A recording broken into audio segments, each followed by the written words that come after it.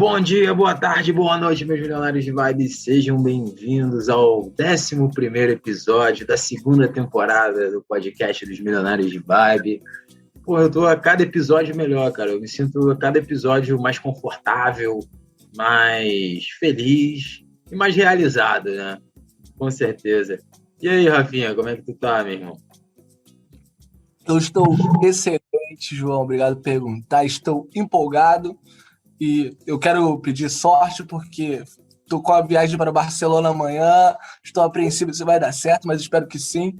Estou otimista com esse episódio, que a gente está falando de um tema importantérrimo e é um tema que eu quero que a gente traga mais vezes aqui no podcast, que é sobre plano de carreira, que é uma coisa que as pessoas têm que notar que o plano de carreira e o plano de vida está muito similar, está muito conectado, e a gente trazer uma galera que se encontrou profissionalmente de fazer uma coisa que gosta, que faz sentido e que gera um valor agregado, é uma coisa muito feliz, então estou muito animado, Joãozinho. Não, com certeza. E pro episódio de hoje, cara, porra, o Fernandinho tá ausente no episódio de hoje, nós trouxemos o Vini, o entrevistado, o convidado do primeiro episódio dessa temporada. Como é que você tá, Vinizinho? Salve, salve, rapaziada. Boa, João. Estamos maravilhosamente bem, né? Vamos seguindo nessa quarentena. Empolgado aí para mais um pesado, né? Aqui tá lockdown geral, tudo fechado, só pode delivery só e tá. Mas tá tudo fechado, só pode algumas coisas bem pouco mesmo. Mas vamos seguindo. É isso, é o que importa. E pro episódio de hoje, o convidado ilustríssimo. Não sei nem se essa palavra existe, brother. Acabei de inventar, falei, talvez sim. Nosso amigo Jeff, o cara, porra, design, tem um trabalho do caralho. O Instagram do brother é extremamente. Teu trampo é muito foda, cara. Teu trampo é muito foda. Eu e o Rafa, cara, quando o Rafa jogou teu Insta lá no grupo dos milionários, eu falei assim, caralho, mano, olha o conteúdo que vai vir, brother, olha o conteúdo. Na verdade, cara, esse episódio surgiu do seguinte, cara. Eu mandei um áudio pro Rafa falando, caralho, Rafa, a gente tem que fazer um episódio, brother, que a gente consiga misturar, tipo, vários assuntos, assim, de política com carreira também. E aí ele falou, mano, já sei o cara, vou mandar mensagem pra ele. E aí mandou mensagem e do nada ele falou, porra, aí já consegui, vai ser quarta-feira que vem, não sei o quê. E aí, Jack, suave, irmão? E aí, aqui está você. Tô suave, tô tranquilo. Quero agradecer o convite, o espaço aí para falar um pouco do meu trabalho e para falar um pouco de mim. E é isso aí, vamos trocar bastante ideia aí hoje. Cara, a gente nos bastidores estava falando sobre como a gente cria uma carreira, né, planejando, mas eu acho que o que as pessoas sempre perguntam, né, como a gente sai meio que da fase zero. Eu falo que não tem muito uma magia, né? Eu não lembro exatamente qual foi o ponto zero, tá? Eu lembro de uns acontecimentos que tiveram, mas para mim o mais importante para a gente achar um plano de carreira é experimentar, né? Tu vai sair experimentando e até você encontrar uma coisa que você gosta. Mas como é que você experimentou o design com 14 anos? Pois é, amigo. Com 14 anos foi, assim, meu primeiro contato com Photoshop. Eu lembro que na época, eu não tinha um computador em casa, mas eu já ouvia falar de Photoshop, eu tinha a maior pira de conhecer o programa e tudo mais. E aí eu fui no centro com a minha mãe aqui em São Paulo, na Santa Efigênia. Quem é daqui de São Paulo conhece, é um centro comercial lá, tem tudo de eletrônicos e equipamento. E aí eu comprei um CD piratão de Photoshop, devo ter pago na época, sei lá, 10, 15 reais. E levei esse CD pra casa e aí, tipo, eu não tinha computador em casa, falei com o meu vizinho, fui na casa dele, instalei o programa no computador dele. E aí, sempre que eu tinha um tempinho, eu ia na casa dele, ficava fazendo pesquisa lá na internet de tutoriais, no YouTube, pesquisava sites que falavam sobre Photoshop, e eu ia aplicando ali, fuçando a ferramenta. E foi meu primeiro contato, assim, com Photoshop, tinha uns 14, 15 anos de idade. Agora uma pergunta, nesse começo que você estava, como é que você tinha um feedback de saber que estava evoluindo no aprendizado? Que eu acho que é uma das coisas que é complicado quando a gente está estudando sozinho, né? Sentir a evolução. Cara, na verdade não existia esse feedback, porque eu era muito novo e meus pais não tinham conhecimento suficiente nem para me dizer que aquilo ali poderia ser meu futuro, que eu poderia ganhar dinheiro com isso, porque eles nem tinham essa noção. Então era meio que eu estava ali meio que brincando, vamos se dizer assim, né? Eu não tinha muita... Eu sabia que tinha muita gente que ganhava dinheiro com aquilo, mas era uma coisa meio fora da minha realidade e eu não tinha essa noção ainda. Então, tipo, foi um momento em que, tipo assim, foi mais uma... Eu estudava, mas de uma forma, assim, sem nenhuma pretensão, sabe? Eu não era incentivado a fazer isso, eu era incentivado a fazer outras coisas pela minha família, pelos meus pais. Eles não tinham noção que aquilo ali poderia me dar dinheiro, por exemplo. Por isso que eu falo que um bom incentivo faz uma pessoa, às vezes, iniciar numa carreira, porque quando você é jovem, assim, tem 16 anos, 17, quando você pode perceber que quando os pais das pessoas são mais instruídas, eles já tentam colocar o filho num curso técnico e tal, tenta fazer ele experimentar um pouco de cada coisa para poder ver, né, se gosta, né, para poder ter uma experiência com esse negócio de carreira. E esse estudo seu aí do Photoshop mano, muito da hora, o seu trampo ficou muito foda mesmo. Não, e esse lance agora de experimentar a carreira e não ter o feedback, basicamente foi muito amor ao Photoshop mesmo, que te segurou, né? Assim, não tinha um feedback, era tipo, tô curtindo pra caraca isso aqui, faz muito sentido pra mim, até como entretenimento. Tipo, você falou que começou a hobby. Era tipo, tu gostava tanto da parada que era um hobby, né? Tipo, não era... Era tipo um hobby, exatamente. Cara, e olha que louco, tu tem um hobby que é um talentaço teu, tipo, de fato tu tem um talento, e dá pra ganhar dinheiro, tipo assim, é a tríade perfeita, né, do sonho, né? As pessoas querem fazer algo que elas gostam e que ela consiga ganhar dinheiro com isso. Mas mesmo depois que a gente acha isso, fazer a conexão não é fácil, né? É um desafio. Caminho, né? Bizarro. Nossa, total. Eu lembro que, assim, isso aconteceu por volta dos meus 15 anos de idade. E aí, com meus 16, 17, eu comecei a trabalhar para ajudar dentro de casa, ajudar meus pais, né, com as contas do mês e tudo mais. E eu acabei me afastando do Photoshop, porque eu comecei a trabalhar, eu estudava. Eu lembro que eu comecei a trabalhar registrado no meu último ano da escola. Mas antes disso, eu já tinha trabalhado com diversas coisas, assim, trabalhos informais, né? Sim. E aí eu meio que me afastei do Photoshop, porque eu comecei a trabalhar, e aí eu fui voltar a mexer com Photoshop quando eu já tinha, sei lá, acho que meus 19 anos de idade, não, 18 anos de idade eu tava, e surgiu uma oportunidade de eu trabalhar numa confecção, era uma marca de roupa infantil. A minha tia trabalhava nessa empresa e ela sabia que eu desenhava, eu comentei com vocês, né? Eu desenhava quando eu era mais novo, eu sempre gostei de desenhar. E aí, através dessa minha tia, eu entrei nessa confecção e eu entrei lá para trabalhar, tipo, no estoque, né? E depois de quase um ano depois que eu estava trabalhando lá, a dona da empresa, ela soube que eu era um cara que gostava de desenhar, que eu era um cara assim meio artístico e tudo mais. E aí ela resolveu meio que dar algumas oportunidades e tal. Aí eu fazia uns desenhos à mão lá que a estilista depois transformava em estampa para as roupas. E aí foi quando eu voltei a ter contato com esse universo, porque eu fiquei esse período fazendo outros tipos de trabalho, né? Comentei com você que eu trabalhei no Burger King, 5 meses eu fiquei lá. Foi meu primeiro trampo registrado. E aí, depois desse período todo, que eu voltei a mexer com esse universo do Photoshop. Nessa época, eu aprendi a mexer no CorelDRAW. Eu fazia umas fichas técnicas lá na empresa e tudo mais. Ficha técnica de informação, assim, não era uma coisa muito artística. Mas aí foi assim que eu fui voltando a mexer, assim, com as plataformas, com os programas de criação. Agora você falou, né? Quando eu comecei a trabalhar com 17, eu fiz técnico de processamento de dados. Então, o meu primeiro emprego, eu já consegui um emprego na área de TI.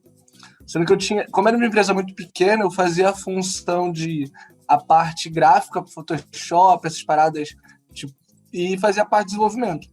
E na época, a empresa tinha 2 sócios, e o que era mais simpático comigo, ele era da área de propaganda, ele que me pedia para fazer as coisas. Então eu gostava mais dele, e achava que era mais oportunidade na empresa, eu fui fazer publicidade e propaganda na faculdade. Falei, vou fazer publicidade e propaganda.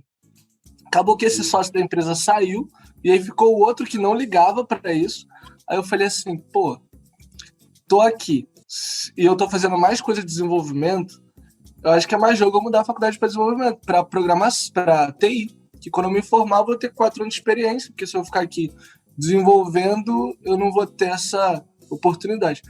E a gente que trabalha, existe uma escassez de oportunidade, que é um fato, a gente trabalha com essa escassez, né? A gente tem que lidar com esse recurso, não adianta inventar, tem que estar com a realidade ali, não adianta a gente estar num sonho utópico, a gente fica tentando fazer essa conciliar uma coisa com outra. E não é uma matemática, né? Não dá pra gente, não tem uma fórmula para saber o que é. Mas outro dia eu peguei um Uber com um coroa, era um italiano, o cara era italiano, aqui em Portugal, e ele morou no Brasil por 30 anos, e o cara tinha 70 anos. Aí ele tava no Uber, aí ele chegou pra mim e falou assim, cara, às vezes eu tenho um filho de 50 anos, às vezes eu tô andando na rua, e eu lembro que eu tenho um filho de 50 anos, eu me assusto. Ele falou, cara, mas vocês são jovens, vocês podem fazer tudo que vocês quiserem, cara. Vocês podem fazer tudo que vocês quiserem. Vocês têm tempo pra consertar qualquer coisa que vocês façam de errado. Vocês têm que provar a vida. Cara, eu fui morar no Brasil, eu não sabia nada do Brasil, não falava nem português. Fui lá e experimentei. Amo o Brasil, Brasil é maravilhoso. Tinha quantos anos, brother, quando ele teve filho dele? 70? Cara, ele tava com 70 agora. Agora ele tem 70 anos, cara. Ele teve filho. Não, ele morou no Brasil, eu tenho. 19, 20 anos ele teve filho dele. Ele foi pai com 20. Mas mas para aquela época é normal a cidade. Né? Hoje em dia que a gente tá deixando pra trás. Caralho, naquela época. 50 anos, né? Muita coisa. Mano, imagina tu ter um filho de 50. Aí ele falou, cara, a gente tem todo o tempo, né? E o que eu acho muito que a gente arrisca pouco. Que, por exemplo, o teu trabalho no Instagram eu acho foda pra caraca. Por exemplo, você separa um tempo do teu trabalho, que é o monetizar, que você ganha dinheiro já vendendo as paradas, para fazer um trabalho artístico que também te promova, sabe? Sim. E é um arriscar isso. E eu acho que, quando eu vi o teu Instagram, acho que pra mim isso é um puta diferencial pra caraca, uma puta sacada, sabe? Tipo, de você conseguir ousar, fazer um pouco mais, não fazer o óbvio, que eu acho que a gente tem que sair do óbvio. A gente, por algum motivo, nos inspiramos a fazer isso. E eu fico, como é que a gente consegue fazer, né, mais pessoas saírem do óbvio, mais pessoas ousarem um pouco mais? E dá certo, né? A gente não sabe o que vai dar certo, mas tentar a fazer as paradas é muito necessário, mano. A gente tem que a gente tem que estar envolvido. Nos bastidores você falou que não consegue ficar sem realizar. Né? Não consegue ficar sem fazer alguma parada. E, tipo, essa chama de fazer as coisas é uma parada que eu acho que isso é arte. Isso é arte. O resto é bobagem. Essa chama é a arte em si. Não, com certeza. E outra coisa, Jeff, cara, com certeza o Instagram, hoje em dia, é o teu portfólio, né, cara? É aquela ferramenta que tu usa para divulgar o teu trabalho. Total. Cara, então essa parada, as redes sociais, então, vieram com um boom, cara, principalmente nos últimos aí, vou usar ali 8 anos, cara, para justamente dar oportunidade para artistas como você, né, cara, principalmente da área de design. Então, eu acho que você deve muito, talvez, ao Instagram, né? Tu já fez a capa do álbum da Ludmilla, né, que o Rafa falou, e, Total. Nossa, Agora... pode falar. Não, vai. Não, vai lá. Não, eu ia falar que, assim, esse lance da internet, nossa, se não fosse a internet, com certeza eu nem estaria aqui com vocês agora, né? Porque... E a intenção é exatamente essa, que nem você falou. Às vezes, já teve gente que já me mandou mensagem falando assim, cara, você fica fazendo arte para artista rico, milionário de graça. Gente, tipo assim... Não, brother, não. Não, eu tô buscando o meu, né? Tipo assim, eu tô divulgando o meu trabalho e esse aí, o Jeff, uma parada isso, que, né? que eu percebi, cara, é que tu fez também uma capa lá da Camila de Lucas, sem saber que ela ia pro Big Brother, né, brother? E hoje em dia ela tá no Big Brother, e teu post... Mas ela não chegou a ver a imagem. Ela não viu? Não? Ela não viu. Tem várias lá no feed de uma galera que o artista não chegou a ver. Nem sempre os artistas vêm. Sim. Eu vi que até o Boulos viu, né? Seu trampo lá. O Guilherme Boulos viu um trampo meu. Ele compartilhou um trampo meu. Não, graças ao perfil da Mídia Ninja. Não, aquele trampo tava muito foda. Outro trampo que eu achei muito foda assim, foi aquele do Trump, das carinhas caindo, que vai mudando. Mano, é uma sacada que não dá pra ter. É um talento muito nato. A pessoa conseguir olhar um frame, porque, tipo, quando você vai editar, assim, creio eu, né, que deve ser um monte de frame, de um monte de imagem. Então, saber dividir todas elas e fazer aquela arte que é tipo um monumento, é tipo esculpir, só que daquele jeitinho. É tipo isso mesmo, cara. É tipo isso mesmo. É uma colagem de fotos, na verdade, né? E aí você vai sobrepondo camadas e camadas de imagens e dando sombra, né? E dando dimensão para a imagem. E esses 3 anos que fazem mais ou menos 3 anos que eu comecei a postar essas artes no meu Instagram, né? E comecei assim, sem pretensão nenhuma também. Tipo, eu tava em casa e eu tinha saído de um trampo da última empresa que eu trabalhei. E eu tava procurando alguma coisa para fazer. Procurando emprego, entregando currículo, fazendo uma parte de coisa. Mas, ao mesmo tempo, eu já tinha uma vontade de querer trabalhar por conta, trabalhar em casa. E aí, eu, em casa, assim, mexendo, brincando com Photoshop, eu comecei a montar essas colagens. Eu já segui alguns caras, assim, no Instagram. E já vi algumas coisas no Pinterest, que tem muita referência lá, né? E aí, eu comecei a postar, eu percebi que a galera estava gostando. E aí, eu não parei mais. Ainda bem. Cara, mas isso de começar de maneira despretensiosa aconteceu comigo aqui nos Milionários de Vibe. Quando a gente começou, não que tava despretensiosa, né? Eu já tava, mas eu acho que eu não fiquei me avaliando tanto. Eu não fiquei toda hora, tipo, tão preocupado com o número de pessoas que estavam ouvindo o podcast, com o número de seguidores. Falei, cara, vamos fazer um trabalho maneiro, procurar juntar uma galera maneira e ser um papo bom. Que quem escute o podcast goste pra caraca. Aí no Natal desse ano veio uma amiga minha que tá morando na Irlanda passar o ano novo lá em casa. Aí chegou, aí veio 3 amigos com ela lá pra casa. E aí geral ouviu o podcast, geral sabia as paradas do podcast. E aí me contava umas histórias minhas que eu ficava, mas tu sabe disso da onde? Você me conhece da onde? Ela, não, do podcast. Eu falei, putz. E elas falando, pô, muito maneiro, aprendo vários bagulhos maneiros. Eu falei, putz, a parada funciona, a parada tá tendo uma mensagem legal. E aí que eu falei assim, putz, essa parada é muito certa, vou investir nesse negócio. E aí eu lembrei do meu primo, né? A gente tava conversando sobre estudar inglês. Aí ele chegou, aí eu fui, tava falando uma parada de como o inglês estava, ele falou assim, pô, Rafa, vou te falar uma coisa que eu faço pra mim. Eu não fico me avaliando a todo tempo o meu inglês, não. Eu fico estudando, aí a cada 3 meses eu paro pra observar se eu melhorei ou não. Porque se eu fizesse todo dia, tipo, tu voltou da academia, tu olhando no espelho, tu não cresceu de ontem pra hoje. Vai demorar um certo tempo. Se eu ficar me cobrando todo dia isso, eu me desanimo, aí não tem graça. Eu falei assim, putz, faz uma lógica, né?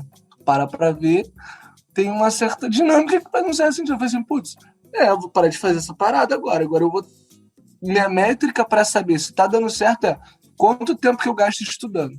Se eu tô gastando 2 horas estudando, é porque tá bom. Não tem que ficar me avaliando no inglês.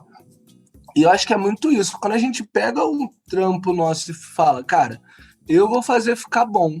Eu não vou ficar olhando para dinheiro agora, se o artista vai me pagar agora ou não. Eu vou me preocupar em fazer um trampo bom, porque querendo ou não, quanto mais tu pratica, mais tu vai saber. Não, e teve uma coisa muito boa.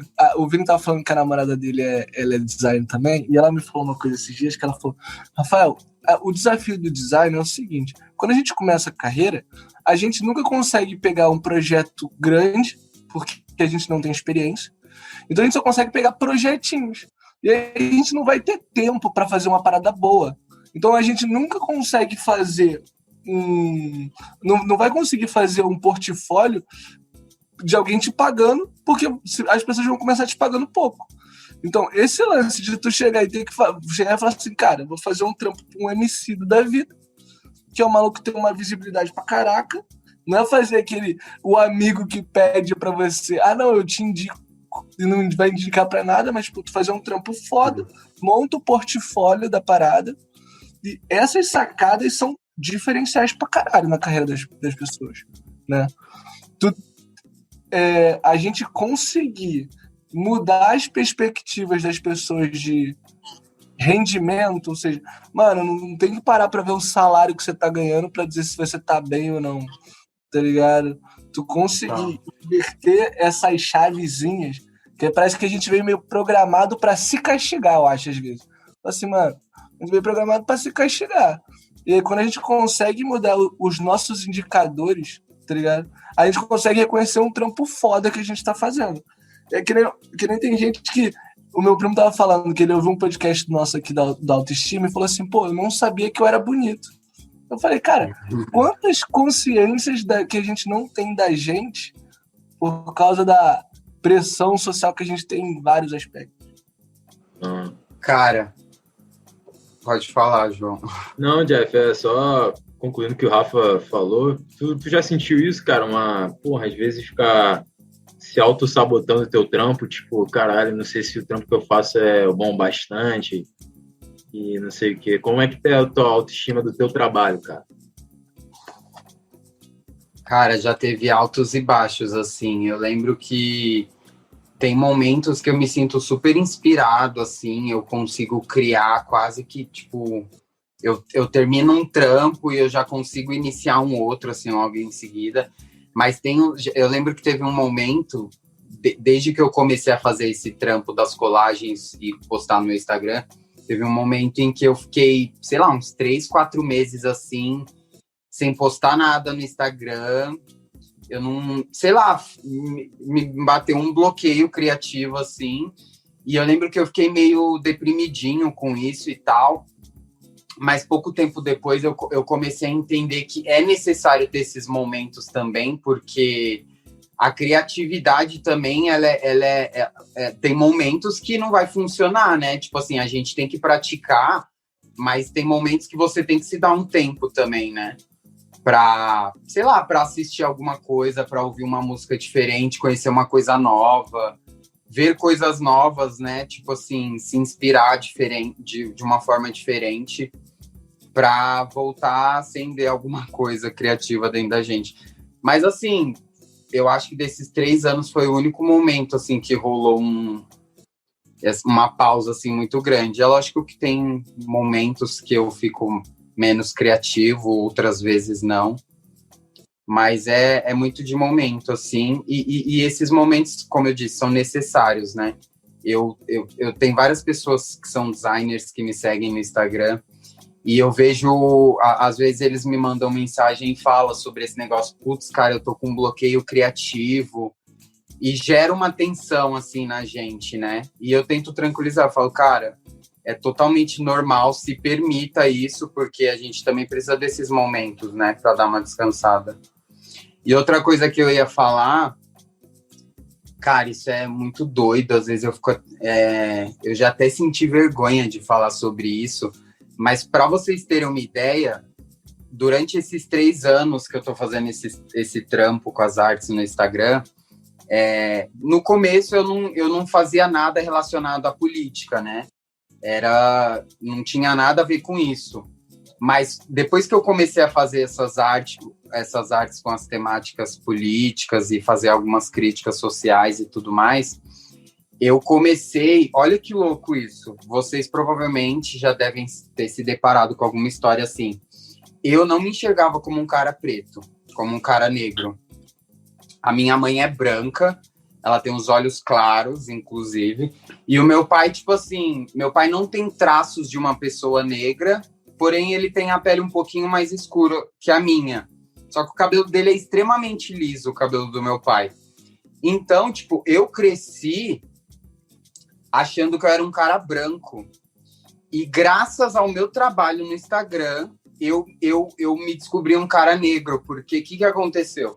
Tudo isso que vem acontecendo nos 2 últimos anos, no mundo e no Brasil, a pauta do racismo e tudo mais, tá uma coisa tão em alta nas redes agora, que as pessoas começaram a divulgar meu perfil como um cara negro, tá ligado? Caralho. E aí eu comecei... Olha que doideira isso, mano. E aí eu comecei a... Eu questionava essas pessoas, né? Eu falava assim, tipo, eu não sou um cara negro. Aí a pessoa, tipo, falava, ai, não, e tal. As pessoas não entendiam muito bem. E aí aquilo começou a acontecer com uma frequência maior, tipo, as pessoas começaram a compartilhar meu perfil, divulgar meu trabalho e tudo mais. E aí eu falei assim, velho, peraí, não é possível. Tem alguma coisa acontecendo aqui e eu não tô enxergando. Aí eu peguei umas fotos... Ai, gente, eu tenho até vergonha de falar isso. Eu peguei umas fotos, joguei no meu stories e fiz uma enquete lá. Perguntei para as pessoas se elas me viam como um cara branco ou preto, né? E aí, olha que doido. Todo mundo que me conhecia de anos, tipo a galera que estudou comigo na escola, meus familiares, meus parentes, as pessoas que trabalharam comigo desde mais cedo... Todas essas pessoas me enxergam como um cara branco e toda a galera da internet, todo mundo que me conhece, que não me conhece pessoalmente, que me conhece pela internet, por foto, respondeu que me via como um cara preto. Gente, isso deu uma bugada na minha cabeça, vocês têm noção? E aí eu comecei a descobrir que isso era extremamente comum. Eu fui buscar informação, eu fui ler coisas e eu encontrei várias pessoas pretas de pele clara aqui no Brasil, que nós somos classificados como pardos, né? Então, esse pardo, ele entrou aí justamente para apagar a identidade preta dessas pessoas, né? Cara. Então, eu sou mais uma vítima desse sistema do cara, né? E, mano, tipo, hoje em dia, tipo assim, foi muito doido quando isso aconteceu, eu fiquei meio mal, assim, de raciocinar tudo isso. Imagina, pra você ter uma ideia, depois que eu processei tudo isso, que eu fui pesquisar, que eu fui entender que isso não era só comigo, que um monte de gente passava por isso, eu fui tentar conversar com a minha mãe, tipo, ela ainda acha que eu sou um cara branco, ela ri de mim, ela fala, meu, de onde você tirou essa história? Olha que coisa louca isso, vocês têm ideia?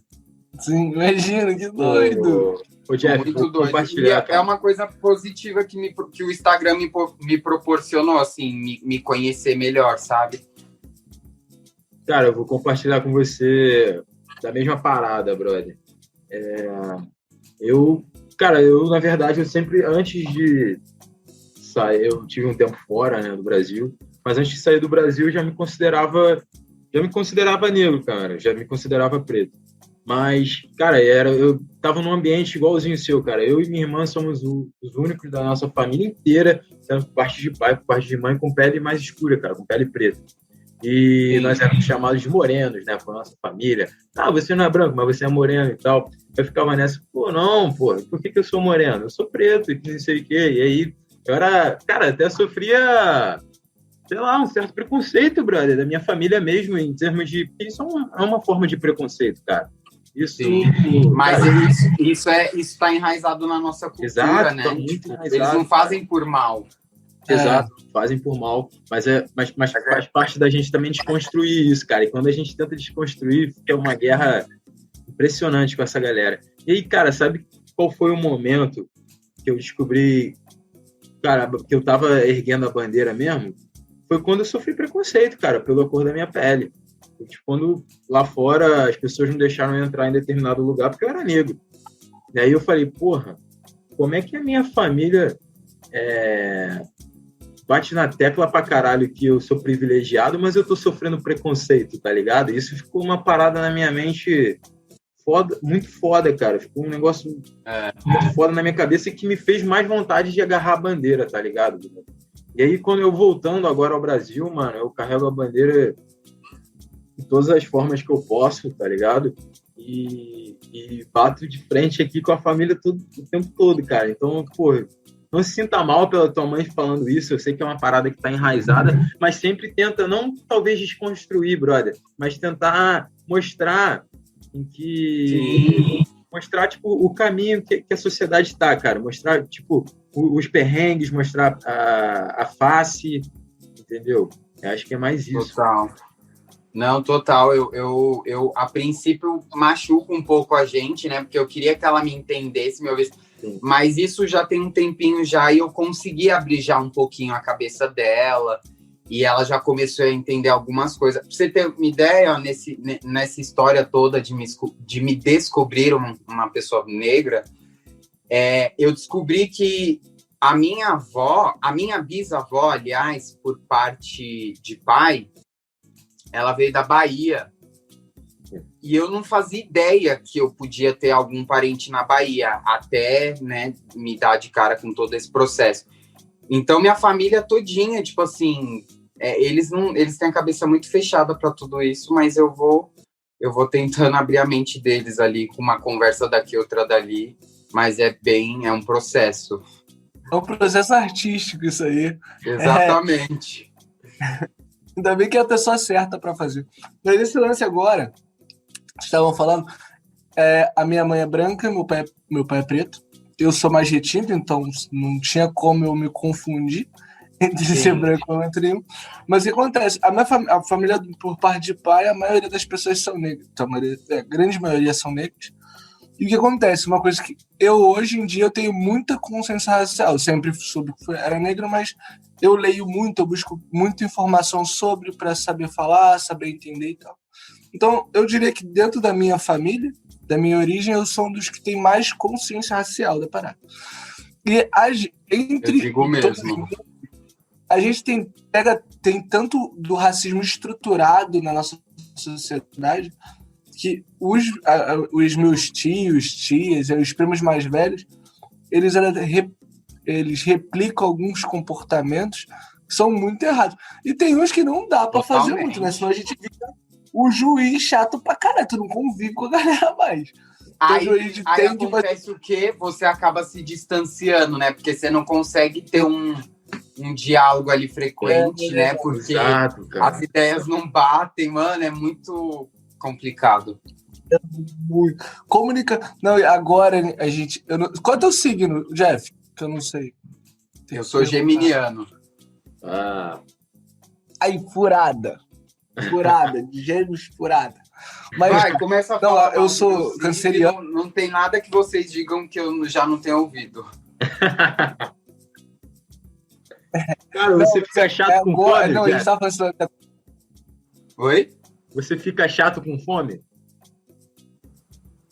Cara, eu fico. Você escutou essa?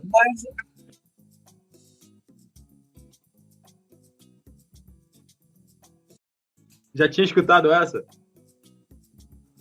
Eu acho que não. Por que pareça, não. Mas eu fico sim, irritado com fome. Pô, quem não fica chato com fome também? Ainda não é só gênero, não. Fome embaça, meu. Fome complica. Não, mas a gente tem Mercúrio retrógrado. Então, Mercúrio retrógrado é um momento complicado de comunicação. Então, galera, se vocês tiverem que conversar com os pais de vocês, os familiares de vocês sobre essas partes políticas, espera depois de 21 de fevereiro. Mas agora não vou falar.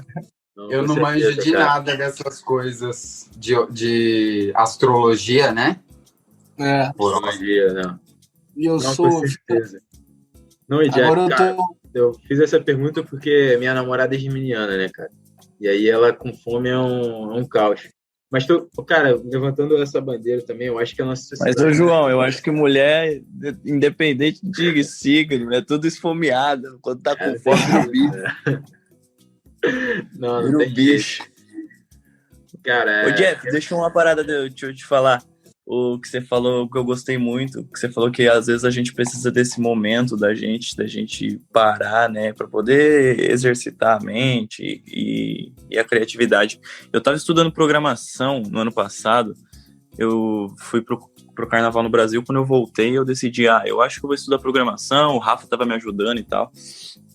E eu tava na linguagem, e programação meio que você tem que exercitar a sua cabeça, porque você tem que meio que olhar toda a proposta do projeto e meio que picar em pedacinhos e programar tudo aquilo. E, cara, eu aprendendo, só que eu tava numa sede, eu tava numa vontade louca de estudar para arrumar logo um trabalho, e acabava que eu ficava me auto-julgando, que é aquele que você fica se auto-macetando no seu próprio trabalho, você fica com a síndrome do impostor, você acha que você não consegue fazer aquilo e ficava tentando, e aí acabou que é aquilo, né? Quando você fica batendo muito em cima, tem hora que você acaba abrindo mão e tem que ficar um tempo fora para a cabeça poder esfriar. Nossa, total, é muito necessário. Eu acho que não só para quem trabalha com a criatividade, né? Eu acho que qualquer área, assim, tudo. A gente tem que ter esses momentos, né? Não, com certeza. Jeff, eu queria saber quais são as coisas que você acha assim que se a gente mudasse por exemplo, uma coisa que eu acho que a gente poderia melhorar, né? Como as pessoas dão feedback. É uma coisa que pra galera que cria conteúdo, que trabalha com criatividade, precisa muito de feedback. E melhoraria pra caramba, sabe? Melhoraria pra caramba, ou seja, sei lá, você vai pensar num parceiro de vida, você quer alguém que, tipo, te auxilie nessa parada, te dê feedback. No teu processo criativo, como é que as pessoas que mais te ajudam, como é que elas fazem? Tipo, elas te mandam texto, elas comentam na tua foto, elas dizem, cara, eu acho que ia ser irado se você falasse disso. Como é que você, tipo, é mais estimulado no teu processo criativo? Olha, amigo, uma dos seus exemplos aí respondeu. Tem muita arte minha lá do feed que surgiu de comentários. Eu lembrei de uma aqui agora, para você ter uma ideia. Eu fiz uma arte do Bolsonaro, acho que foi uma das primeiras, se não tivesse sido a primeira, que eu realmente usei a imagem dele, assim. E ele tá com aquele cabelão do Bozo, vermelho, e ele tá com uma metralhadora aqui, tipo um lunático, assim, né? E aí tá escrito Bozo Ditador, assim, atrás da cabeça dele, o título, né? E esse título, Bozo Ditador, foi o comentário de uma seguidora minha numa outra arte que tinha algum tema relacionado à política, e ela comentou, #Bozo Ditador. E, cara, eu não sei explicar, mas que nem o Vinícius estava falando daquela arte minha do Trump, que a cabeça dele vai abrindo e se desmontando, eu tenho alguns insights, assim, sabe? Aí eu lembro que quando eu li o comentário dessa seguidora, eu meio que tive essa visão dessa imagem, tá ligado? É lógico que eu não tenho uma imagem perfeitamente nítida, mas isso vai se construindo durante o processo de criação, né? Mas vem um insight de tipo assim, putz, Bozo Ditador. Aí já vem aquela imagem, né? Eu imaginei tipo os retratos dos presidentes, aqueles retratos clássicos. Aí eu já imaginei aquele retrato do Bolsonaro, uma versão dele tipo bem ditador, com a peruca do Bozo. Muitas vezes acontece assim, às vezes as pessoas sem querer, elas me inspiram lá nos comentários. Tem gente que costuma me mandar direct também, sugerindo, tipo, putz, faz uma arte com tal pessoa, e aí me manda Instagram de pessoas, personalidades, assim, pessoas famosas, não só do mundo da música, assim, mas, tipo, ativistas, assim, de tudo. E eu acho que é basicamente isso, assim, e eu tô sempre consumindo tudo que tá na minha arte é o que eu gosto, é o que eu consumo, tá ligado? Então, tipo assim, eu gosto de assistir, de ler sobre política. Então, às vezes eu tô lendo uma notícia e aí é cada absurdo que a gente tem lido ultimamente, né? Então, esses absurdos, só de estar lendo lá o corpo no site, assim, da notícia, já surge algumas coisas, assim, na cabeça, entendeu? Ou então, tipo, às vezes um artista musical lança um trabalho novo e aí, geralmente, os trabalhos são bem temáticos, né?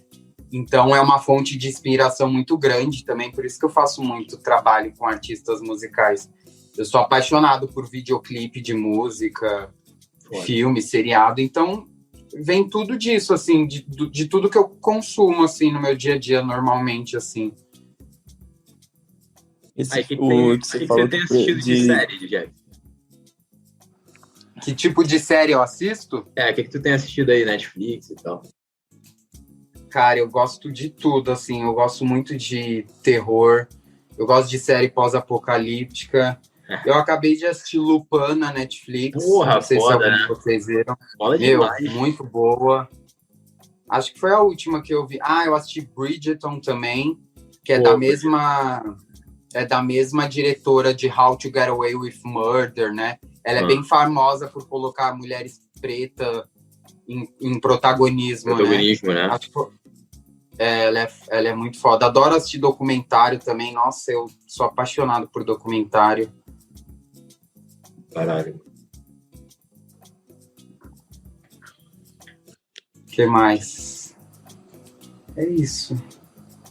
O que você disse do feedback pro artista é muito importante, né? Igual eu tava conversando com o Rafa. Ele falava pra mim, pô, brother, os seus comentários que você fazia pra mim, né? Toda vez que você escutava o podcast e passava pra gente, mandava mensagem pro João, compartilhava lá, falava o que tava gostando, né? O que não tava, dava pra gente outra visão, que é aquilo, né?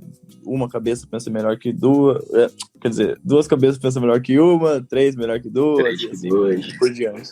É sempre melhor mais uma visão para poder ajudar na gente, ainda mais com arte, assim, que você tem que ficar criando conteúdo. Eu gosto muito, eu vejo que você consegue colocar no seu amor, na paixão que você tem, e colocar o seu posicionamento político, seu posicionamento racial e religioso, etc. Total. Você falou uma coisa que eu acabei não comentando, mas isso é uma coisa que eu faço também. Eu tenho alguns amigos mais próximos e íntimos que pensam mais ou menos parecido comigo e tem vezes que eu, antes de finalizar um trampo, no meio do processo, assim, eu mostro, peço a opinião também. Acontece também, eu não lembrei na hora, mas isso é uma coisa que acontece. É muito importante você ter uma visão de fora, porque você fica ali tanto tempo olhando para aquele trabalho, né? Chega uma hora que você fala, putz, será que isso aqui tá exagerado? Será que tá faltando? E aí é legal, sim, ter uma segunda voz, né? Olhando e falando, putz, acho que dá para mexer aqui, dá para mexer ali. Não, com certeza, cara. Os comentários do Vini, cara, eram muito importantes pra gente, porque muita gente tinha esse comentário individuais de amigos nossos, dizendo, caralho, escuta o podcast, aquela história tua é foda e tal. Mas o Vini, cara, foi um dos primeiros caras que chegaram com aquela visão de fã do nosso trabalho, mano, fã do nosso conteúdo. E foi muito importante aqueles comentários, aquele feedback que ele mandava pra gente, como um ouvinte mesmo do podcast, cara, ouvinte do trabalho. Então, é até maneiro que ele está hoje aí com a gente, cara. Porra, brigadão por estar aí com a gente hoje. E demais isso aí dele, velho. É uma honra. Não, e ele vinha metendo malho, ele vinha reclamando. Teve um episódio que a gente gravou sem o João, e eu fui o âncora desse episódio, né?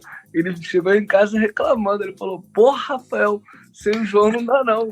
Vocês dão muito mole. Eu falei, putz, caralho. Então, tipo, uma coisa que eu falo muito pra mim, cara, no meu processo de vida, o feedback negativo é muito importante. Eu gosto. Eu falo que eu gosto mais de crítica do que de elogio. Porque é muito bom, porque quando tu recebe uma crítica, Pra mim, quando alguém reclama de uma coisa, eu sei que tudo que ela falou bom antes era verdade. Sabe? Me dá uma segurança. Porque se a pessoa ficar falando que tá lindo sempre, eu falo, pô, ela fala que tá lindo sempre, mano. Será que tá lindo mesmo? Agora no jeito que tá. E outra que isso pode te levantando a sua bola, né? Também. Eu acho que é uma coisa que tem que tomar cuidado também, porque as pessoas na internet, assim, endeusam as outras pessoas, assim, muito fácil também, né? Então, isso também eu acho perigoso por esse outro ponto de vista também. A pessoa fica te elogiando, aí sua bola vai crescendo também. Você tem que também ter um discernimento para não deixar isso subir a cabeça, entende? Sim, sim. Acho que tem esses dois lados. Agora, isso que você falou também. Teve alguma crítica que você recebeu que você falou que, tipo, impactou positivamente o seu trabalho? Uma crítica que não era um elogio, mas você falou, cara, faz sentido e, putz, ainda bem que você falou.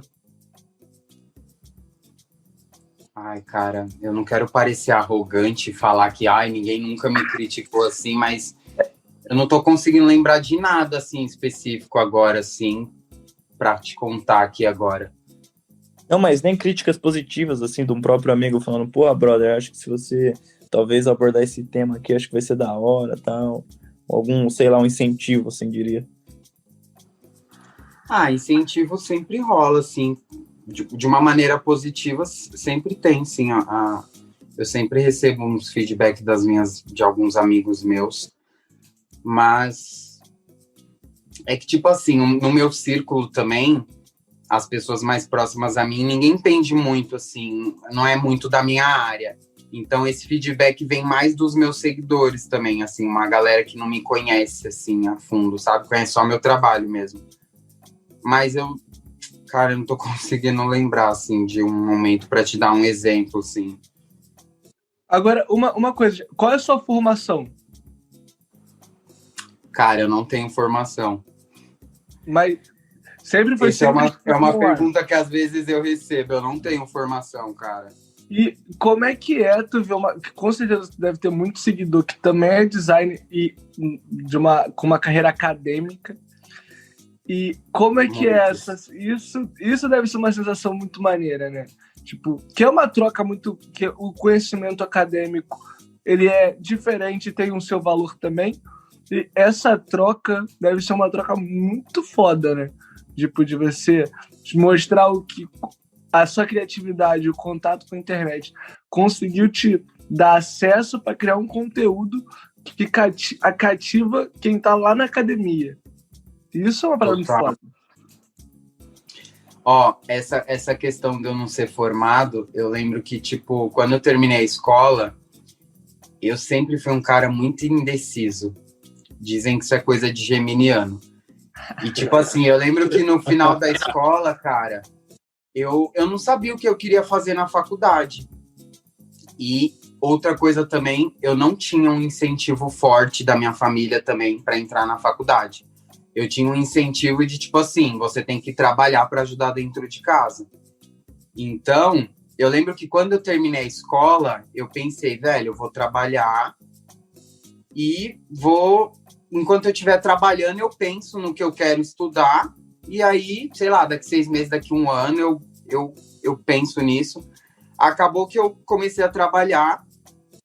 Eu acabei não buscando isso, acabei não buscando uma faculdade na época. Eu fiz alguns cursos. Eu comentei com vocês que eu usei CorelDRAW numa empresa que eu trabalhei, que foi a primeira que eu tive, assim, contato com esse mundo, assim.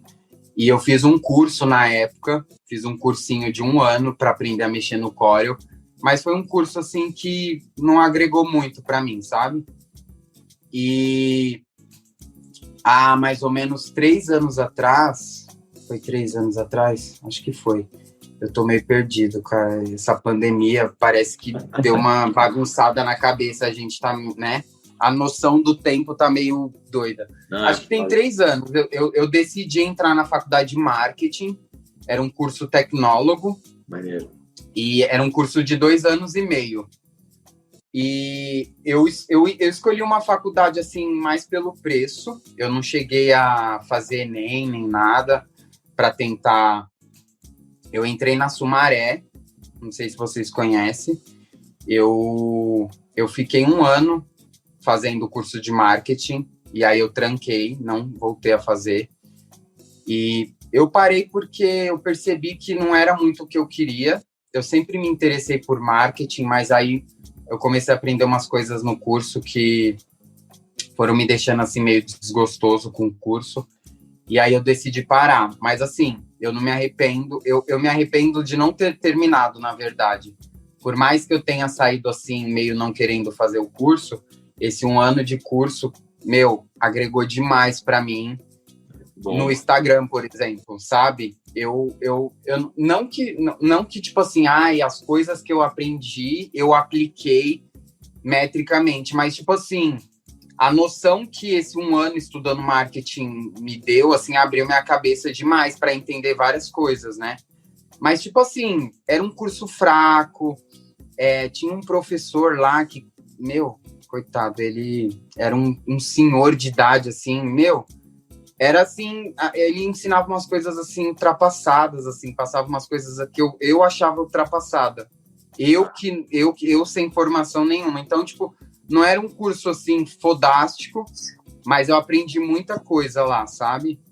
E eu não tenho formação, mas assim, esse relacionamento com a galera da internet, que muita gente que tá lá, que me segue, é formada, né? É muito engraçado. Às vezes eu falo para as pessoas que eu não tenho formação, as pessoas acham que faz muito sentido pela estética do meu trabalho ser assim bem original, vamos dizer assim, mas às vezes ficam meio assim chocados, falam, nossa, tipo, eu jurava que você tinha uma formação e tudo mais. Mas também tem muita gente que me segue que são pessoas que têm histórias bem parecidas com a minha. Legal. São pessoas que mexem com Photoshop ou alguma outra plataforma da Adobe e, infelizmente, não tem oportunidade de, sabe? Tem muita gente lá também. Assim, mas você vê que se destaca bastante gente, por exemplo, no curso de marketing, o pessoal segue aquela... É sempre bom ter uma visão exterior, né? Por exemplo, de um curso, para você agregou muito. Mas você vê que quando a criatividade ela é para fora, acaba até ultrapassando os próprios marqueteiros, se for ver ali, não ia achar que ia ser uma boa ideia, quando vai ver o negócio estourou. Cara, lá no meu começo, quando eu comecei a publicar as colagens, mano, pra você ter ideia, eu recebi umas mensagens, uns directs anônimos de pessoas com fotos sem um perfil fantasma, perguntando o preço do meu trampo. Tipo, eu ainda não fazia quase nada, mas pareciam que pessoas que me seguiam montavam esses perfis e queria entender o que eu tava fazendo. Sim. Não sei se vocês estão entendendo o que eu tô querendo dizer. E eu também recebi mensagem de pessoas falando, cara, mano, nada a ver e tal. Tipo, uma galera que tinha até talvez um pouco mais de conhecimento do que eu. Tipo assim, meio que me desmotivando, assim. Mas como foi uma coisa que eu falei que eu comecei sem pretensão nenhuma, isso não interferiu pra mim, sabe? Eu segui fazendo porque tava gostoso e foi rolando. E quando você conseguiu começar a ver, assim, o design, assim, como uma área de negócio, Jeff, que ia ser a sua paixão ali? Então, eu comentei com vocês que eu entrei lá naquela primeira empresa, que eu comecei a ter contato, assim, com Photoshop e tudo mais. Eu saí dessa empresa e eu recebi uma proposta para trabalhar numa outra confecção de roupas, só que lá eles estavam eles queriam me contratar para trabalhar na equipe de estilo para fazer a criação das estampas das roupas. Eu também entrei nessa empresa através dessa minha tia, que conseguiu esse primeiro emprego nessa primeira confecção para mim. E aí, cara, essa história até é bem engraçada. Eu lembro que o cara queria me entrevistar e eu pensava assim, mano, o cara quer me contratar para fazer uma coisa que eu nunca fiz. Eu nunca tinha trabalhado fazendo estampa. Eu tinha aquela noção vaga de Photoshop de anos atrás, de quando eu fui atrás do CD lá na Santa Efigênia, que eu brinquei um pouco com Photoshop. Mas a minha noção era muito vaga, assim, para eu achar que eu ia conseguir trabalhar nessa empresa, né? Mas eu falei, velho, é uma oportunidade muito boa e eu não vou deixar passar, eu vou ver o que eu consigo fazer. E aí eu fui nessa entrevista, eu lembro que tinha um cara trabalhando lá já, fazendo na equipe de estilo como designer, e esse cara tava saindo, eles iam substituir esse cara. E aí eu conversei, eu fiz a entrevista lá com eles, o cara, assim, não me perguntou muito sobre o meu trabalho, mas eu ia passar depois por uma segunda entrevista com a galera do estilo, né? Com a equipe do estilo. E aí ele falou assim, ó, eu vou montar uma mesa com um computador aqui na sala, e aí quando tiver tudo montado, eu vou te chamar para você fazer uma segunda entrevista, e no mesmo dia você já fazer um teste com o pessoal do estilo, para eles verem o que eles acham do seu trabalho. E aí, tipo, ele marcou essa entrevista, tipo, esse teste pro dia seguinte, assim. Foda. E aí eu fui, tipo, super inseguro. E eu falei assim, velho, o que eu vou fazer, meu? Como que eu vou mostrar pra essa galera que eu talvez eu sirva pro cargo e tal?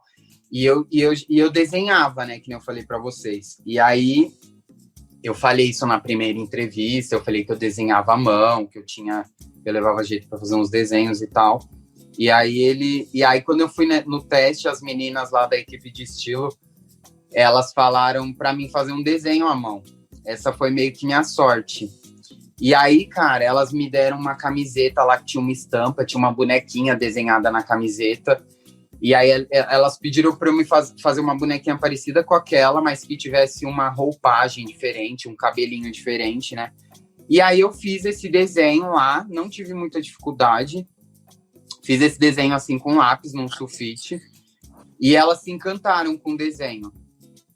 E aí, elas, só desse desenho, elas já falaram assim, Jeff, a gente gostou do seu trabalho. A gente vai conversar com o Renato, que era o dono da empresa, e a gente te liga ainda hoje, na parte da tarde, para te dar um ok. E aí elas me ligaram e falaram que me chamaram para trabalhar, e eu ia começar a trabalhar dali 2 dias. E aí elas falaram assim, aí quando você vier, a gente vai...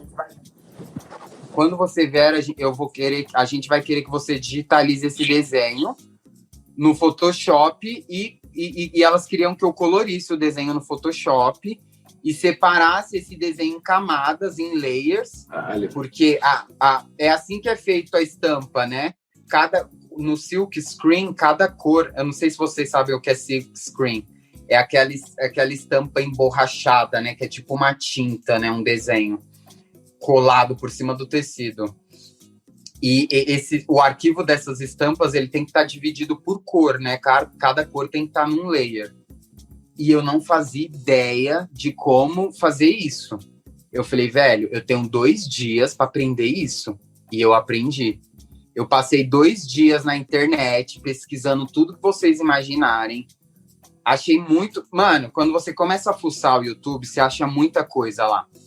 Eu achei uns vídeos de uns caras que eram designers voltados para essa área, né? De criação de estampa, de moda. E aí eu consegui, passei esses 2 dias assim, estudando e lendo e vendo tutoriais e treinando para chegar lá e conseguir fazer o que elas me pediram. E aí eu consegui, mano. E aí eu entrei nesse trampo. E aí foi o primeiro trampo, foi a primeira vez que eu comecei a ganhar dinheiro realmente como designer, porque era só o que eu fazia lá. Eu passava o dia inteiro fazendo estampa, eu fazia pesquisa de tendência, entrava em site de várias marcas, eu aprendi muita coisa lá, inclusive. E esse foi, assim, o meu primeiro trabalho, assim, como designer. E depois que eu saí de lá, eu entrei numa outra empresa. Eu não sei se eu já respondi a pergunta. Isso daqui é uma conversa, isso daqui é uma entrevista, não. Não, beleza. Então, aí, ó, eu saí desse trampo, eu fiquei 1 ano lá. E eu saí de lá porque o meu chefe tava me enrolando. A gente fez um acordo quando eu entrei lá, ele tava me pagando X. e dali um tempo ele ia começar a me pagar Y, e aí ele começou a me enrolar, e esse valor Y nunca chegava. E eu fiquei 1 ano lá, e teve um dia que eu falei, mano, eu fui pegar meu salário e tava igual, sabe? E ele tava me prometendo, tipo, ele realmente me passou a perna, assim, tipo, sei lá.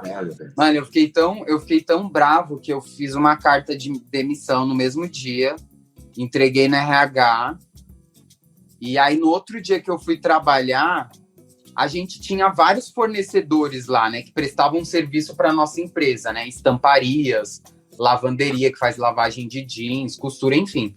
E a gente tinha um terceirizado lá que era um lugar que fazia estampas de pedraria. Sabe aquelas pedrinhas que elas são termocolantes? Tipo strass. Aham. E aí, tipo, era uma empresa que fazia esses strass, assim, esses desenhos de strass pra gente. Eu pedi as contas num dia e no dia seguinte, esse cara que prestava serviço pra gente entrou em contato falando que estava atrás de um designer. Que a mina que trabalhava pra ele quebrou a perna, andando de patins, e eles precisavam de alguém. Aí, tipo, eu fui lá. Eu faltei no dia seguinte no trabalho, fui lá, fiz um teste, aí passei no teste. E aí, quando eu voltei no trampo que eu tinha faltado, o meu chefe queria, tipo, comer meu rabo.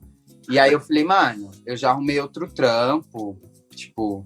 Aí foi isso, eu nem voltei mais. E aí já comecei nesse outro trampo. Também entrei para trabalhar como designer.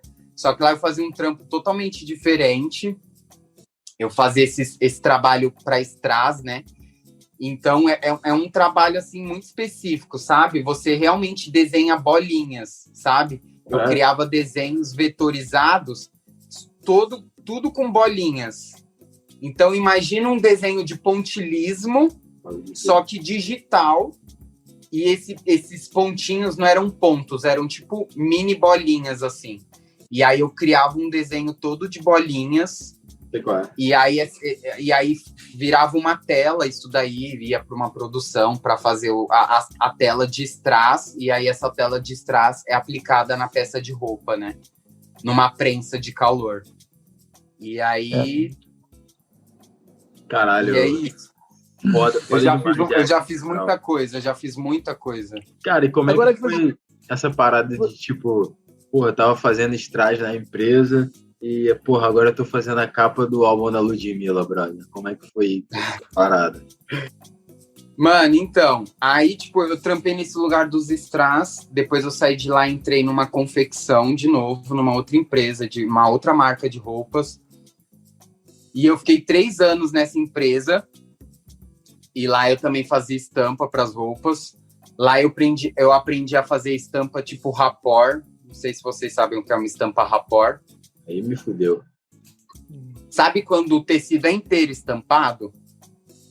Sim. Por exemplo, aquelas camisas florais inteiras estampadas. Aquele tecido ele era branco, né? E a estampa rapport, ela é uma estampa que conforme você multiplica ela se completa, ela vai emendando e aí ela vai preenchendo o tecido com a estampa, tá ligado? Eu aprendi a fazer esse tipo de trampo nesse lugar que eu trabalhei. Aí saí de lá, entrei numa outra empresa. Nessa outra empresa que eu entrei, eu não era designer, eu era quase que estilista lá. Eu fazia compra de tecido, eu fazia pesquisa de tendência, enfim, fazia um pouco de tudo. Curte moda também, né? Tudo sempre voltado para o mundo da moda. Eu trabalhei acho que uns 7 anos, cara, com esse mercado da moda, assim. Inclusive, quando eu comecei a trabalhar com moda, eu falei, velho, é isso que eu quero fazer para minha vida, eu tinha vontade. Eu ainda tenho essas ideias, né, de ter uma marca de roupa e tudo mais, é uma coisa que eu almejava. Mas aí, trabalhando com as estampas, eu comecei a ver que eu gostava muito de mexer com Photoshop também, já era uma paixão já de antes. E aí, quando eu saí da última empresa que eu tava já saturado já, eu não aguentava mais pegar ônibus e metrô todo dia de manhã lotado. E passava o dia inteiro trabalhando e vendendo minhas ideias e minha criatividade para uma pessoa que nunca me valorizava, sabe? Passei por vários lugares e eu percebia que meus chefes, às vezes, até evitavam de me elogiar, às vezes com medo de eu me engrandecer e querer um aumento, sabe? Eu sempre percebi tudo isso, assim, nos lugares. E aí, com o tempo, eu fui ficando desgastada. Eu falei, velho, não quero mais trabalhar para os outros, eu não vejo oportunidade de crescimento. E como eu nunca tive uma formação, né, eu acho que as pessoas desvalorizam mais ainda você, porque eu também passei em empresas que eu dava meu melhor na empresa, fazia tudo acontecer. E aí depois eu fui substituído por uma pessoa que tinha uma faculdade e entrou ganhando o dobro do que eu. Tipo assim, sabe? E aí eu falei, velho, eu vou trabalhar por conta. Eu já conhecia muita gente desse mercado da moda, eu já conhecia donos de estamparia com quem eu trabalhei durante esses anos, donos de marcas, donos de lojas, e eu falei, eu tenho uma cartela aqui de contatos muito boa, e eu acho que eu consigo começar a trabalhar por conta. E aí eu decidi fazer esses trabalhos e comecei a divulgar, comecei a falar com a galera que eu conhecia, e os trabalhos foram chegando. No começo foi bem complicado, porque entrava muito pouco dinheiro. E nesse meio tempo foi quando eu comecei a fazer as artes e postar no Instagram também. Meio como uma coisa, tipo, quando eu tinha os momentos de ócio, eu ia lá pro Photoshop, começava a criar. E aí eu comecei a alimentar meu Instagram, a galera foi gostando do meu trabalho lá, eu fui focando mais nisso. E aí eu comecei a perceber que eu poderia ganhar dinheiro no Instagram também. Foi quando eu comecei a perceber que estava chegando seguidores, a galera estava começando a interagir um pouco mais nas minhas publicações. E aí eu falei, velho, eu vou me dedicar a isso. E eu fui fazendo, até que um dia a Ludmilla me notou, né? Eu lembro que essa arte que eu fiz para a Lud, eu passei uns 4 dias trabalhando nela.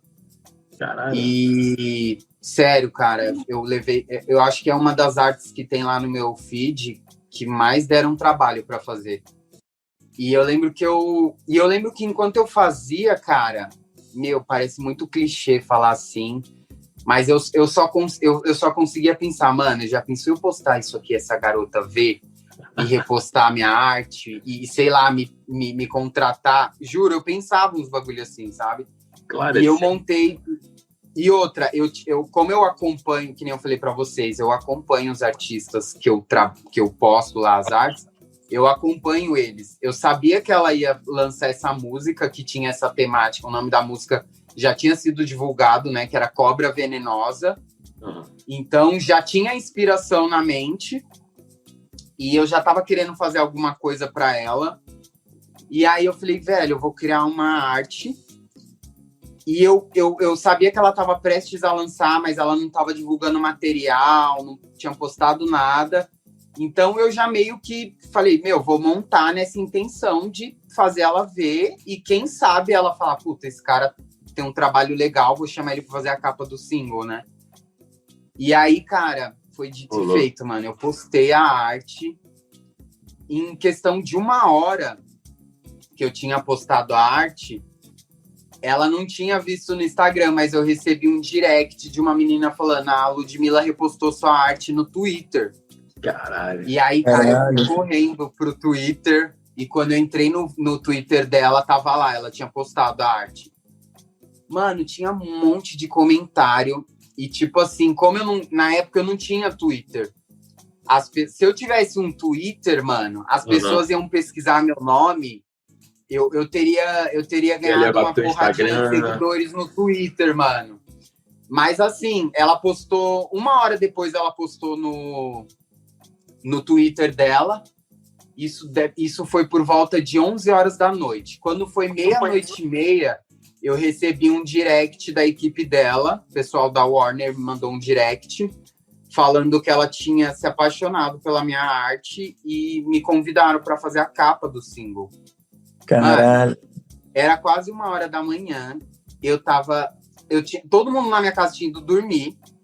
Eu queria, tipo, gritar, assim, queria, tipo, contar pra todo mundo, e eu tive que me conter, mano. Eu nem consegui dormir, pra vocês terem ideia. Era 1h da manhã, mais ou menos isso. Eu lembro que eu fui dormir, tipo, o dia tava quase clareando, porque eu fiquei muito eufórico, sabe? E eu queria contar pra alguém, não tinha ninguém pra contar. E aí, no outro dia, ela postou a publicação no Instagram dela e me mencionou na legenda. Mano, ali foi o ápice. Eu ganhei 6.500 seguidores em 24 horas, assim, mais ou menos. Foi a primeira vez que o meu Instagram teve uma visibilidade, assim, muito grande, sabe? E, cara, mais de 300 directs para responder. E aí a equipe dela, mano, o trabalho que eu fiz para ela também, eu nem sei até hoje como que eu consegui fazer aquele trampo, porque eu conversei com eles pelo WhatsApp e a menina que falou comigo, ela falou assim o seguinte, de forma resumida: eles queriam que eu criasse a capa do álbum e eles não queriam usar a imagem que eu tinha feito. Eles queriam que eu criasse uma nova imagem que não ia ter muito a ver com a que eu tinha feito, porque já tinha um clipe preparado, já tinha toda uma temática e essa imagem precisava ter esse visual, né? Então, eles não queriam usar a arte pronta, queriam criar uma outra. E eles também me pediram para criar um brasão. Esse brasão meio que virou o logo da música, né? Os artistas musicais têm feito muito isso, né? Agora, quando vai lançar um trabalho, um álbum, ou às vezes até um single mesmo, eles criam toda uma simbologia, criam uma marca para a música, tá ligado? Cria todo um brand em volta daquele single para ajudar na divulgação do single. Então, eles queriam fazer esse brasão, a capa, e queriam que eu fizesse o lettering, que ia aparecer na capa também. E aí me deram 24 horas para entregar esse brasão. Tipo assim, ela falou comigo hoje à tarde, e no dia seguinte, no fim da tarde, eu precisava apresentar esse brasão. E aí, caso ele fosse reprovado, a gente teria mais um dia inteiro para trabalhar em cima desse brasão e mais 2 dias para fazer a capa. Eu fiquei super, assim, tenso, nervoso. Falei, velho, como que eu vou conseguir fazer isso? Porque, tipo assim, por mais que você normalmente tem uma pesquisa, né? Você tem uma ideia de um trabalho, você faz uma pesquisa e tudo mais. Era muito pouco tempo. E aí, por um acaso, eles aprovaram de primeira. No outro dia, eu entreguei o brasão para eles. Eles me mandaram 2 brasões que eles tinham feito com outros designers.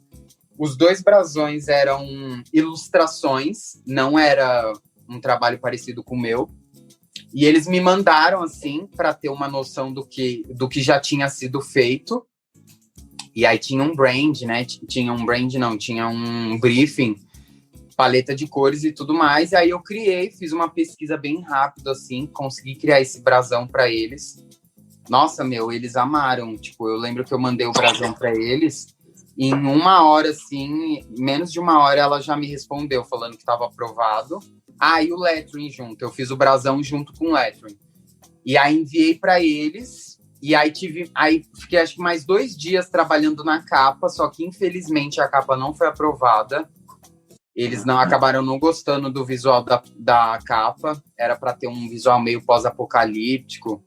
Só que acabou não rolando, mas eles me pagaram, claro, né, pelo trabalho da capa, porque foi feito, independente de qualquer coisa. Claro. E a gente até chegou a pegar a imagem, a primeira arte que eu tinha feito, a gente chegou a tentar mexer nela também, para chegar no resultado, também não rolou.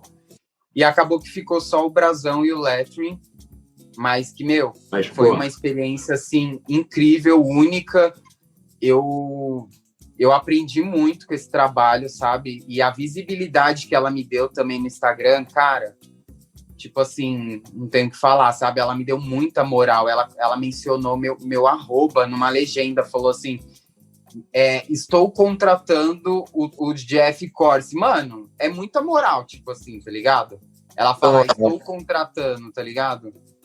E eu fui ter essa noção muito depois também, sabe? Depois de uns dias, eu falei, caralho, mano, ela me postou, colocou meu arroba tipo, falou, vou contratar ele, assim, sabe? Nossa, foi demais, foi incrível. Abriu muitas portas pra mim, assim, muita gente conheceu meu trabalho a partir dali. Caralho, Jeff, cara, é incrível o amor que você bota aí, tipo, no teu trabalho. A gente tá chegando no fim do nosso podcast. Foi muito lindo, cara, escutar essa história aí para finalizar o nosso podcast, porque, cara, a gente conseguia ver o amor que você colocava nas palavras falando do teu trabalho, cara. E era muito disso que a gente fala sobre esse podcast, sobre o nosso trabalho. Queria agradecer pra caralho você, mano, por ter disponibilizado esse tempo para trocar essa ideia. Eu que agradeço. Eu que agradeço, o papo gratidão, foi incrível. Mano. Gratidão, mano. Gratidão também, eu tô muito feliz, eu agradeço muito o espaço, o convite e vamos fazer mais vezes. Tem que parabenizar mesmo que o seu trabalho, porra, é excelente, você é doido. Mas é uma honra, né, mano? É sempre uma honra você fazer um trabalho desse e você ver uma parte sua que você deixou em alguma coisa e tá todo mundo olhando. E às vezes o cara nem sabe, mas você fala, eu tô ali, ó, eu tô em todo lugar. Não, pode crer, eu tô ali. Eu tô na Ludmilla, que irado, verdade, eu tô ali. Muito Nossa, bom, tem várias histórias do tempo que eu faço esses trampos no Instagram, milhares. Uma mais inusitada que a outra. Não, positivas e negativas também. Não, foda. Gratidão. Gratidão ao Vini também por ter disponibilizado esse tempo pra gente, Vini. Ter substituído o Fernandinho hoje. Tamo aí sim. Saudações, Vinizinho. Jeff, primeiro, eu quero pedir para você falar o teu Instagram aí, para o pessoal te seguir, conhecer mais seu trabalho, principalmente a galera que tem interesse em conhecer mais sobre essa profissão de designer, como é que é processo criativo, tudo isso. Cara, eu gosto muito quando tu responde as perguntas também no teu Instagram, que você responde sempre de uma maneira muito você, muito original, muito real. Sem ficar preocupando em criar uma resposta pronta, né? Eu acho isso muito maneiro. Então, galera, recomendo, sigam esse cara. Além de, pra galera que quer consumir design, se tornar designer, ele ainda cria uns conteúdos que são bonitos visualmente e que tem uma mensagem muito foda politicamente também. Então, Jeff, você é um cara que eu admiro pra caramba. Adianto que a gente vai fazer muita coisa junto. Minha cabeça está fervilhando ideias aqui. E a gente vai fazer muita parada junto. Muito obrigado por aceitar esse convite. Eu já estou agradecendo os próximos convites que você vai aceitar, que eu já estou projetando. Então, o meu Instagram é @JeffCorsi, JEFFCORSI. E, cara, eu também só tenho a agradecer, tô muito feliz. Tava meio tenso, igual eu te falei, né? Porque nunca tinha participado de um podcast. Mas foi foda, eu adorei o papo, adorei conhecer vocês. E é isso, mano. Vamos se ajudar aí e vamos trabalhar e vamos se conhecer. E é isso, vamos compartilhar conhecimento, histórias e vivências. Não, é isso, meus milionários. Muito amor para vocês, muito amor, Vini, muito amor, Jeff, muito amor, Rafa. E é isso. Até semana que vem, meus lindos.